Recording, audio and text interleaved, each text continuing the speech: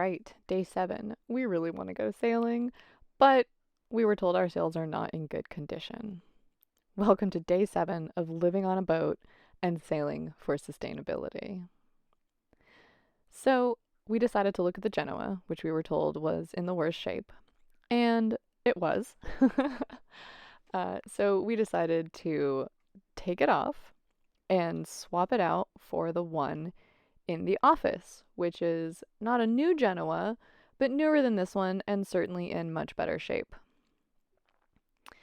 After we got this Genoa off, we opened the sail bag for the relatively new one and were quite disappointed.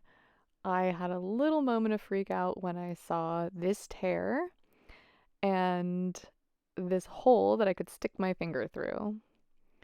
But we decided not to panic, and we took the sail to the football to get a good look before the effort of putting it on the roller furling.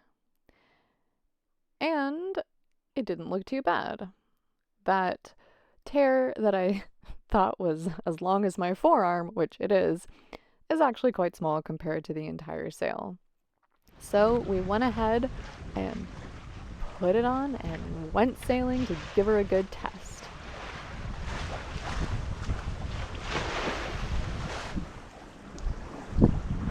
What are you doing? I'm sailing the boat! First day taking the boat out. We're going almost 6 knots on 9-10 knots of wind, so that's nice. The sails are functioning, which is very exciting. We spent a lovely day out on the lake, and we're really pleased with how the sails were working.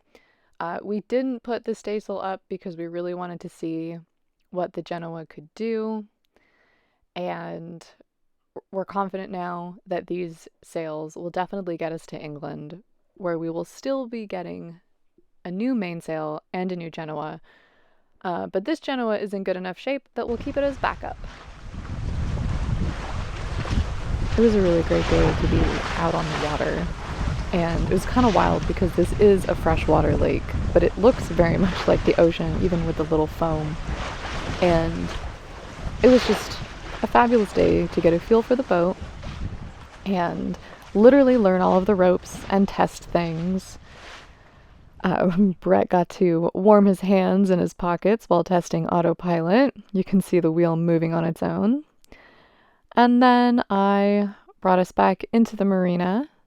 It's a very narrow little channel. The marina itself is very cute, but let's just say no one starts sailing because they're excited about learning how to dock a boat. And we felt all 47 feet of this beauty when we were trying to get back in. But we had the help of a very nice guy who I was able to throw a bow line to. And it was a really nice reminder of how inviting and warm the sailing community can be. I thought of a couple things after sailing the boat for the first time, which was amazing. But coming back into the marina and docking and getting out too, like, it's hard to maneuver sailboats, especially bigger boats in smaller marinas. And this boat is a beast. And it really reminded me of that quote that it takes courage to look like an amateur when you're learning something new. And I think it's so important that we all are okay with that. We're okay with looking a little foolish, a little bit like amateurs, because otherwise we'll never try anything new. And so far, the sailing community has been pretty cool in terms of they've all been there. They know it. We had a guy remind us to go a little bit faster, which is the scary part, right? Because you think you should go slow, which you should. But if you're not going fast enough, then you don't have enough control of your steerage because there's not enough water going past your rudder. And that tip just shouted from a guy at another boat. We were like, oh yeah, and then boom. Dock the boat, threw the bow line to the other guy. It was great. So have courage to try new things and be okay with being a newbie and an amateur. Everyone's been there, and if they're crap to you, they're not your people. Learn something new with someone else. And don't sweat it. Who cares? Everybody starts somewhere.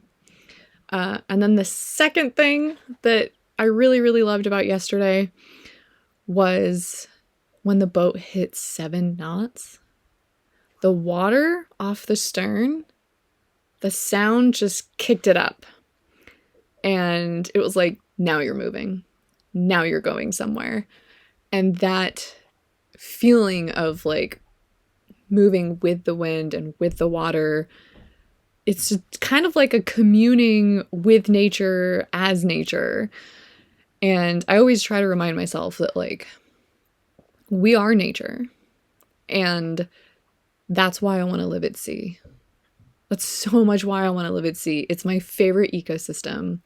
And I read this amazing book, and in it they talk about how if you really want to defend a place, you need to inhabit it, which is why people are so good at defending their home, their communities, because they inhabit it.